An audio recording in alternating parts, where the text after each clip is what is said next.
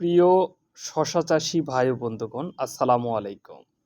সবাইকে স্বাগত জানিয়ে আজকের আলোচনার বিষয় শশা।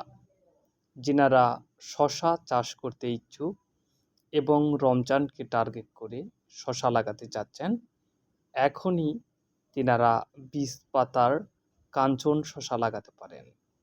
এটি লাগানোর সময় সেপ্টেম্বর থেকে ফেব্রুয়ারি পর্যন্ত।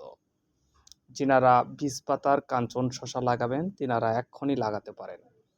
বীজ পাতার কাঞ্চন শশা একাধারে 2 মাস পর্যন্ত ফলন দিয়ে থাকে। এটি বীজ লাগানো থেকে 45 দিনের মধ্যে ফল সংগ্রহ করা যায়। টানা 2 মাস ফলন দিয়ে থাকে বীজ পাতার কাঞ্চন শশা।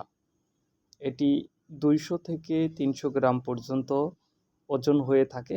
প্রতিটি শশার ভিতর বীজের পরিমাণ নাই বললেই চলে।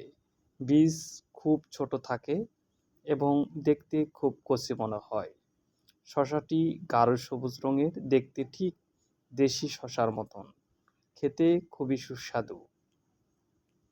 যারা রমজানকে টার্গেট করে বীজ পাতার কাঞ্চন শশা চাষ করতে চান তেনারা এক্ষুনি যোগাযোগ করুন আমাদের ডিসক্রিপশানে দেওয়া নাম্বারে।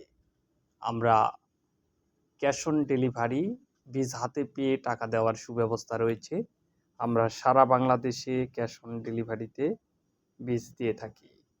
আমাদের কাছ থেকে বীজ পাওয়ার ঠিকানা, আপনার নাম, ঠিকানা, মোবাইল নাম্বার দিলে আমরা সারা বাংলাদেশে বীজ দিয়ে থাকি।